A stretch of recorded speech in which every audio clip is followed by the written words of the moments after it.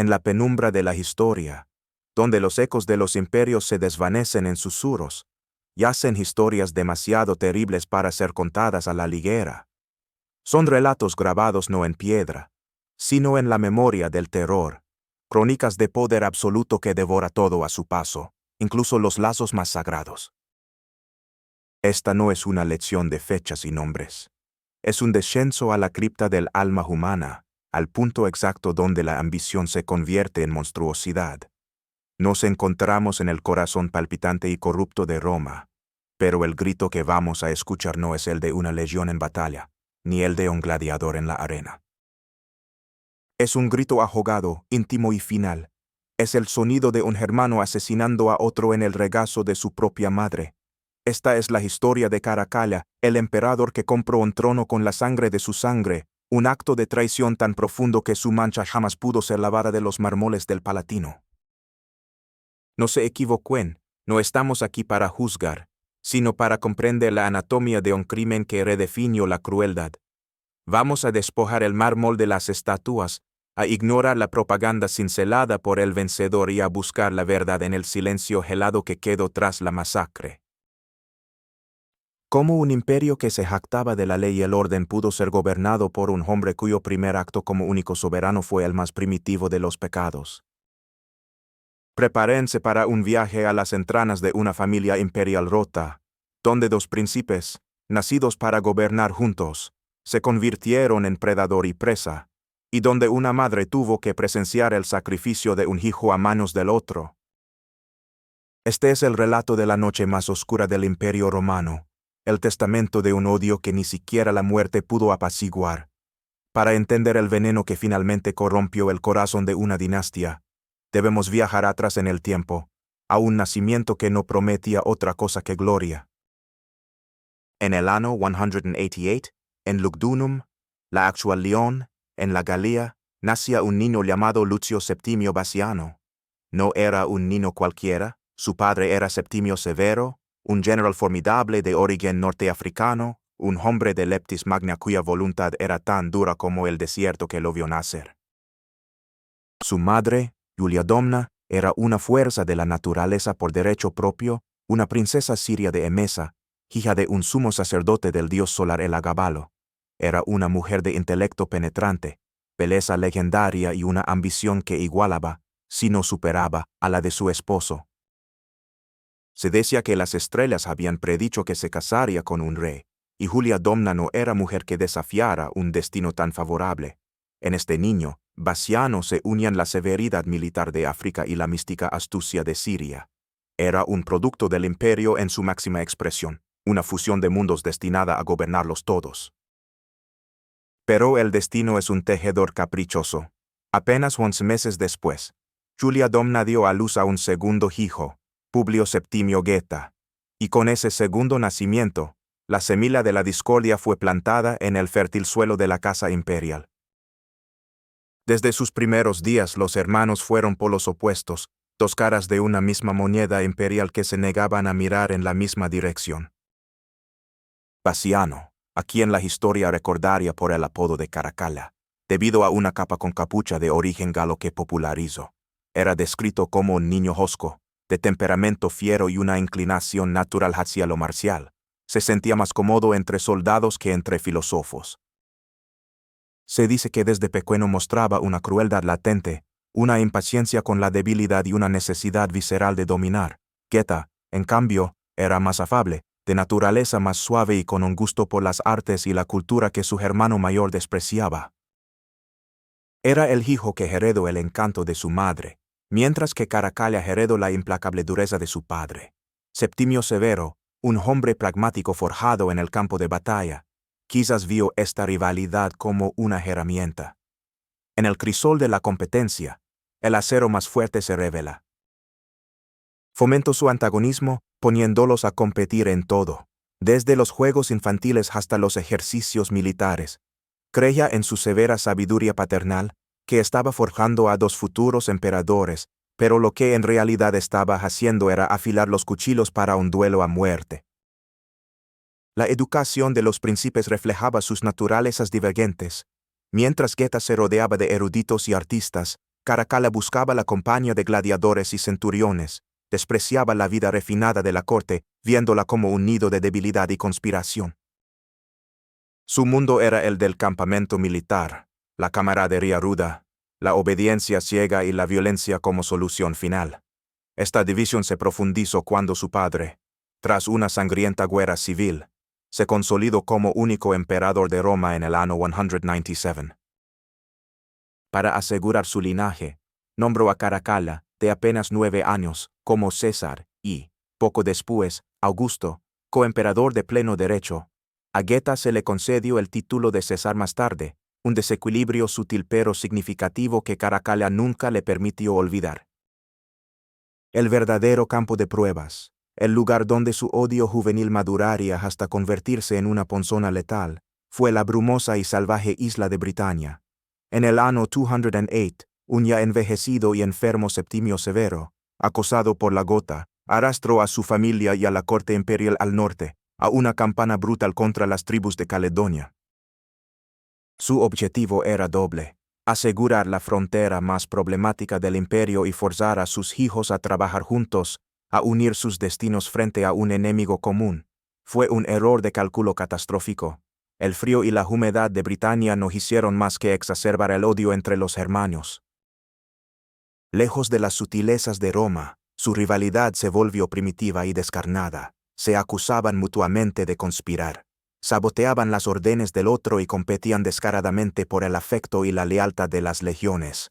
Caracalla, viendo la salud de su padre deteriorarse día a día, se volvió cada vez más impaciente. El historiador Dion Casio, un contemporáneo que observó estos eventos de primera mano, relata un incidente escalofriante. Mientras el emperador Severo cabalgaba para negociar con los caledonios, Caracalla, que cabalgaba detrás, desenvainó su espada con la intención de apuñalar a su propio padre por la espalda. Solo la intervención de los guardias, que gritaron una advertencia, detuvo el parricidio. Severo, aunque devastado, no castigó a su hijo. Simplemente lo confrontó en privado, colocando una espada entre ellos y diciéndole: «Si deseas matarme, hazlo aquí.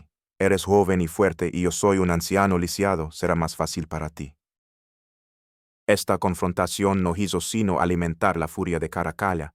El 4 de febrero del año 211, en la ciudad de Eboracum, la actual York, Septimio Severo finalmente sucumbió a su enfermedad. Sus últimas palabras, dirigidas a sus 2 hijos, se convertirían en una de las frases más famosas y cínicas de la antigüedad: «Manténganse unidos, enriquezcan a los soldados y desprecien a todos los demás». Era un testamento brutalmente honesto de su propio reinado, una fórmula para la tiranía militar. Pero la primera parte de su consejo, «manténganse unidos», era ya una imposibilidad. Al dejar el imperio a ambos hijos como coaugustos, el viejo emperador no había asegurado la paz, sino que había encendido la mecha de una bomba de tiempo. Con el cuerpo de su padre convertido en cenizas y guardado en una urna de porfido, los 2 nuevos emperadores de Roma iniciaron el largo viaje de regreso a la capital. El luto fue una farsa. La tensión en el séquito imperial era tan densa que se podía cortar con un gladio. La pregunta ya no era si uno de los 2 hermanos tomaría el poder absoluto, sino cuándo, cómo y a qué precio. El regreso a Roma fue el preludio del desastre. El viaje desde Britania fue una pesadilla logística y emocional. Caracalla y Geta no podían soportar compartir el mismo techo, cenar en la misma mesa o incluso viajar en el mismo barco. Cada uno temía ser envenenado por el otro. Su madre, la ahora emperatriz viuda Julia Domna, se veía obligada a realizar una diplomacia desesperada, viajando con uno y luego con el otro, intentando apagar un fuego que ya era un infierno. Cuando finalmente llegaron a Roma, llevando consigo la urna con las cenizas de Severo, la ciudad contuvo la respiración. La fachada de unidad se derrumbó casi de inmediato. El vasto palacio del Palatino, el centro del poder mundial, fue literalmente dividido en 2. Se levantaron muros, se sellaron puertas y cada germano estableció su propia corte, con sus propios guardias, sus propios sirvientes y sus propios consejeros. Roma tenía 2 emperadores, pero en realidad, tenía 2 reinos hostiles ocupando el mismo espacio físico. La atmósfera en el palacio era de una paranoia asfixiante. Cada sombra albergaba a un espía. Cada palabra era sopesada por su posible doble sentido. Cada regalo era examinado en busca de veneno. La corte se partió en facciones leales a uno u otro hermano. Elegir un bando era una apuesta a vida o muerte, pues la caída de un emperador significaría la purga de todos sus seguidores. Julia Domna, una mujer que había navegado las aguas más turbulentas de la política romana al lado de su esposo, se encontró en una posición imposible. Amaba a sus dos hijos, pero veía con una claridad aterradora que su odio mutuo no solo los destruiría a ellos, sino también al legado de la dinastía severa. Organizaba banquetes de reconciliación que se convertían en tensos enfrentamientos silenciosos. Intentaba mediar en disputas sobre nombramientos o políticas públicas, solo para ser rechazada por ambos. Dion Casio nos cuenta que incluso los juegos del circo se convirtieron en un campo de batalla. Si Caracalla apoyaba a una facción de aurigas, Geta inmediatamente apoyaba a la facción rival. Su conflicto personal paralizaba la administración del imperio. Las decisiones se contradecían. Los proyectos se estancaban y los enemigos de Roma en las fronteras observaban con interés este espectáculo de autodestrucción en la cúspide del poder. Caracalla, como hermano mayor y augusto de más antigüedad, sentía que el poder le pertenecía por derecho. Despreciaba la popularidad de Geta, quien con su carácter más accesible, se había ganado el favor de ciertos círculos del Senado y de la aristocracia.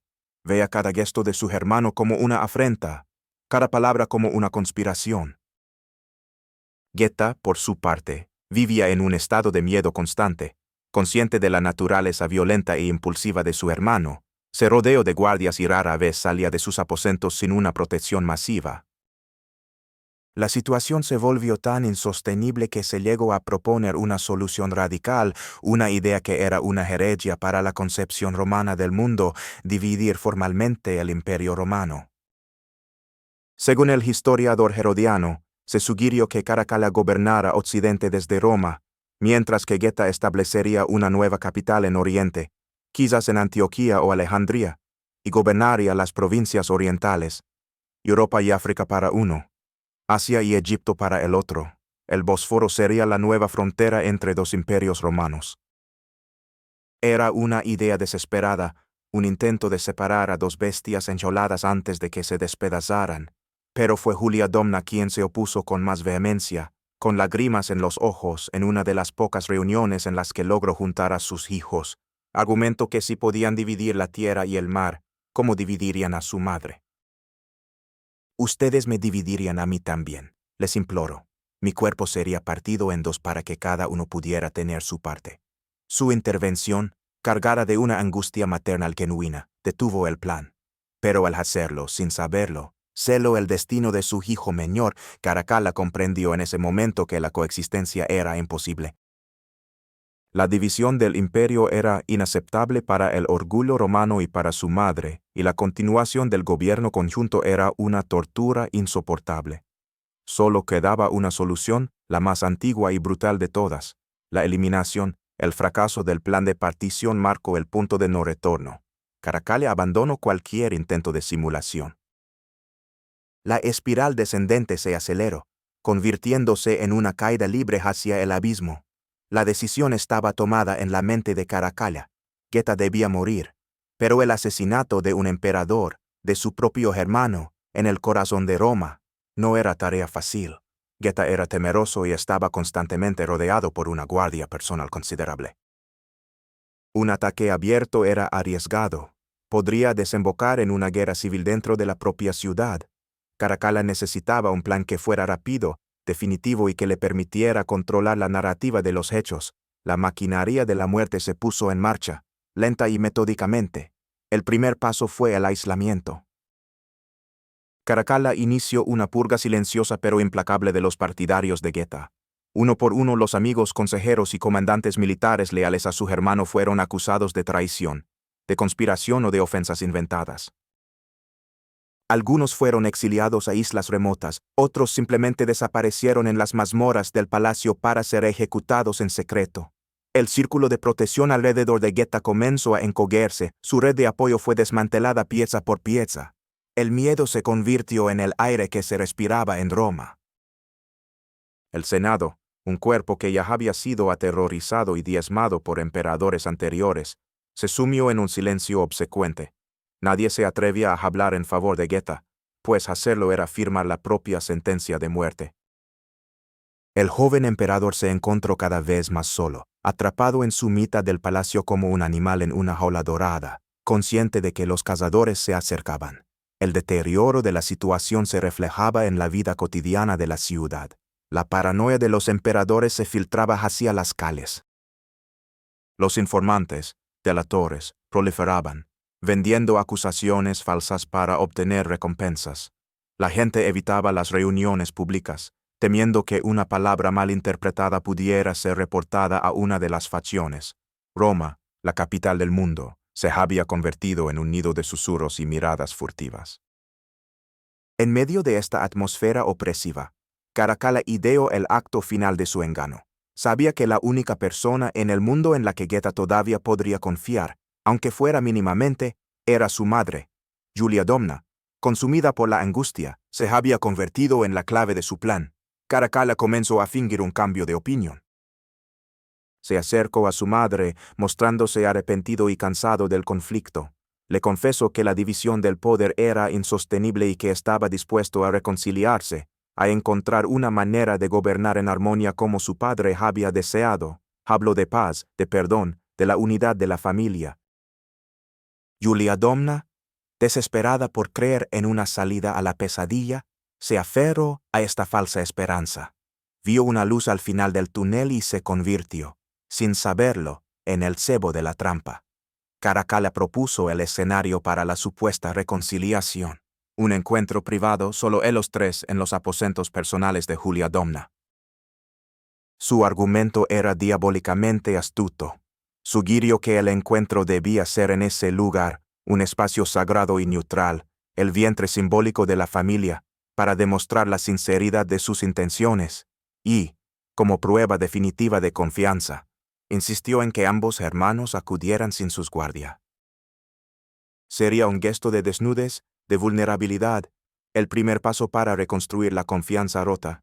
Geta al principio se negó. Su instinto le gritaba que era una trampa. Sabía de la crueldad de su hermano, había visto cómo sus amigos desaparecían, porque debería creer en este cambio repentino. Pero Caracalla fue persistente y Julia Domna, con toda la fuerza de su amor maternal y su desesperación, se convirtió en la abogada de la paz. Le rogó a Geta que aceptara. Le aseguró que en sus propias habitaciones, bajo su protección, nada malo podría suceder.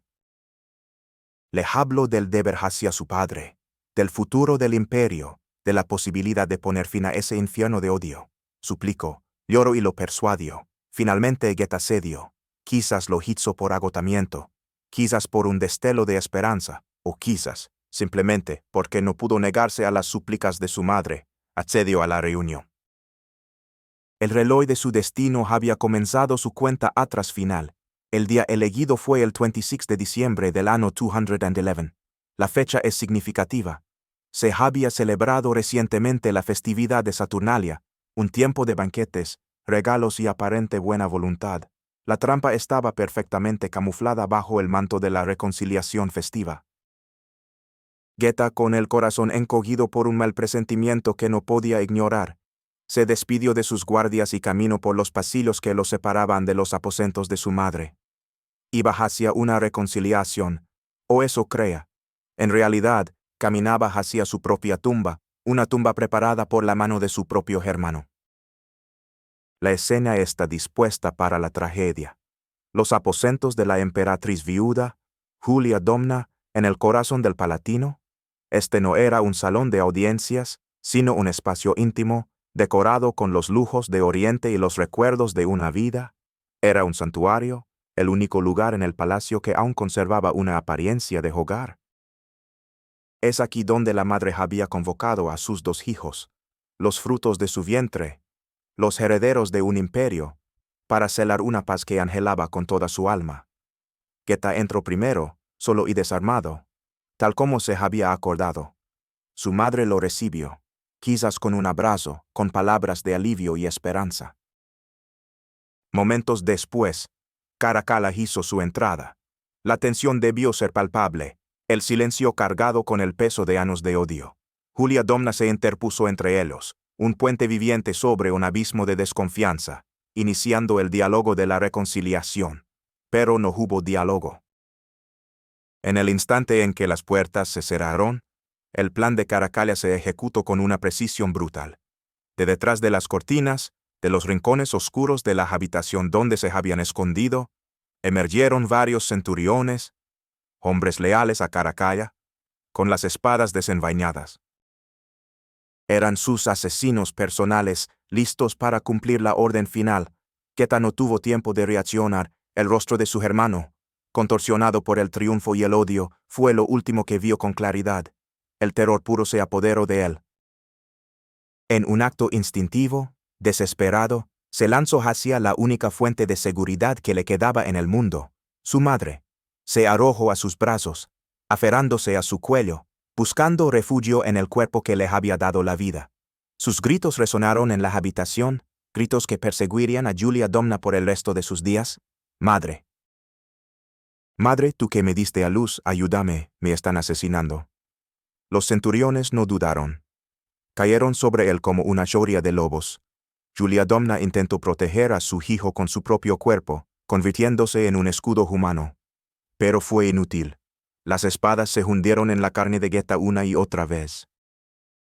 La sangre, caliente y abundante, brotó de sus heridas, empapando a su madre, cubriendo sus ropas, su rostro, sus manos. En su frenesí por alcanzar a Geta, los asesinos la hirieron a ella también, cortándole una mano mientras intentaba desesperadamente desviar los golpes. Fue una carnicería. Un sacrificio humano perpetrado en el altar del poder, con una madre como testigo y víctima colateral. Geta se desplomó en el regazo de su madre, su vida extinguiéndose en un torrente de sangre. Sus ojos, fijos en los de ella, se nublaron. Su último aliento fue un estertor ahogado en su propia sangre, y entonces el silencio. Un silencio profundo, roto solo por el goteo de la sangre sobre el mármol del suelo. Caracalla se quedó de pie, contemplando su obra, no mostró remordimiento, ni piedad, ni siquiera vacilación. Había cruzado el Rubicón de la depravación humana. El historiador Herodiano describe una escena de una crueldad psicológica casi inimaginable. Caracalla, inmediatamente después del asesinato, prohibió a su madre llorar. Le ordenó que reprimiera cualquier signo de duelo.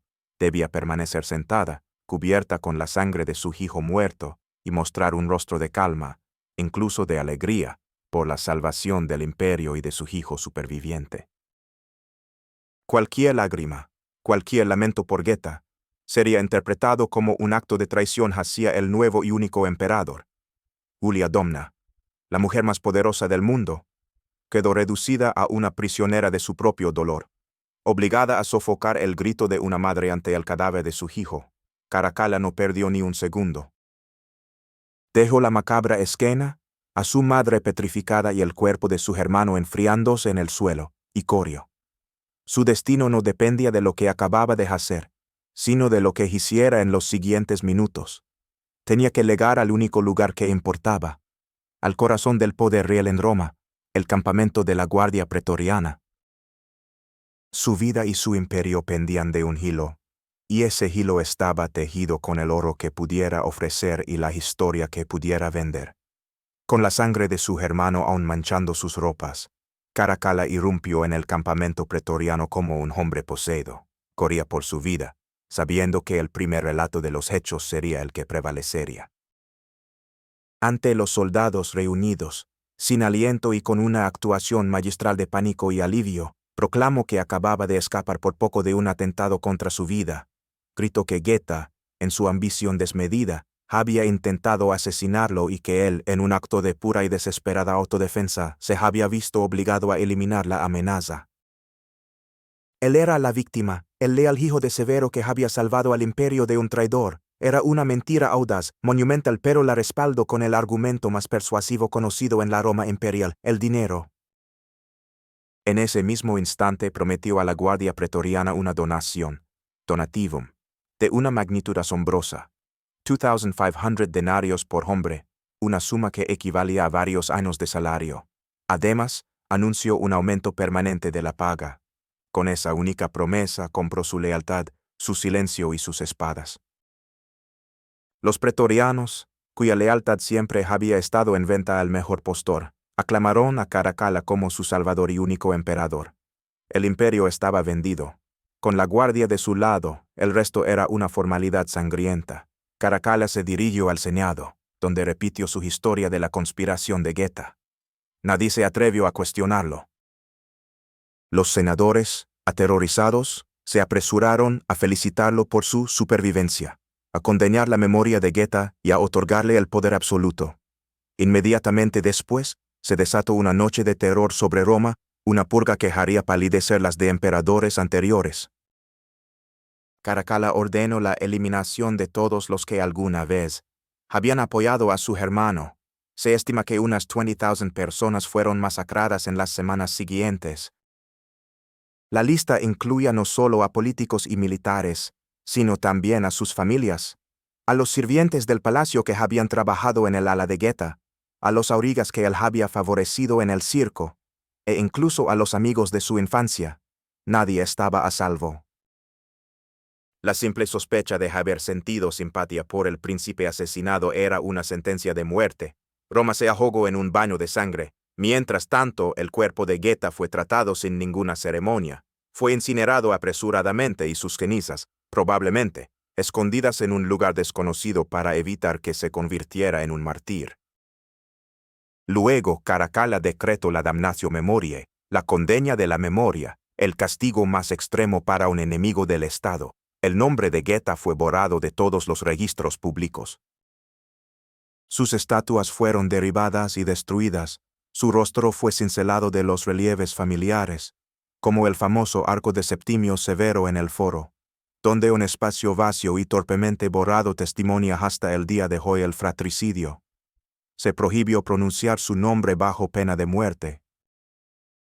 Caracalla intentó borrar a su hermano no solo de la vida, sino de la historia misma. Y en medio de todo esto, Julia Domna, su tragedia personal continuó en un silencio forzado, vivía en el palacio, al lado del asesino de su hijo. Debía participar en las ceremonias públicas, sonreír al hombre que le había arrancado las entrañas y pretender que todo estaba bien. Se convirtió en una figura de inmenso poder formal, la Augusta Mater Castrorum et Senatus et Patriae, madre de los campamentos, del Senado y de la patria, pero era una prisionera en una jaula de oro y dolor. Los historiadores antiguos cuentan que en privado se permitía llorar, pero incluso entonces lo hacía con terror, sabiendo que si su hijo se enteraba, su vida también estaría en peligro. Se rodeó de filósofos y eruditos, quizás buscando en la sabiduría un consuelo que la religión y el poder no podían ofrecer. Se convirtió en un fantasma en su propia corte, un monumento viviente al crimen que había fundado el nuevo régimen. El caos inmediato de la toma de poder se calmó, pero fue reemplazado por la calma helada de la tiranía. Caracalla había asegurado su trono. Estaba solo en la cima sin rivales, sin nadie que cuestionara su autoridad. Había cumplido la mitad del consejo de su padre, había despreciado a todos los hombres, y para cumplir la otra mitad, enriquecer a los soldados, se embarcaría en un reinado de extorsión y guerra que sangraría al imperio. El cadáver del rey había sido eliminado, pero su fantasma perseguiría a Caracalla hasta el final de sus días. El reinado de Caracalla como único emperador fue una extensión lógica del crimen que lo inauguró. Brutal, paranoico y sostenido por la fuerza militar. Liberado de la rivalidad con su hermano, su verdadera naturaleza se desató sin restricciones. Se veía a sí mismo como la reencarnación de Alejandro Magno, una fantasía que lo llevó a emprender costosas y a menudo inútiles campañas militares en el este. Gobernaba no desde Roma, a la que despreciaba por su decadencia, sino desde el campamento, rodeado de los soldados cuya lealtad había comprado. Su política más famosa y duradera, la Constitución Antoniniana del año 212, que otorgaba la ciudadanía romana a casi todos los habitantes libres del imperio, no fue un acto de generosidad ilustrada.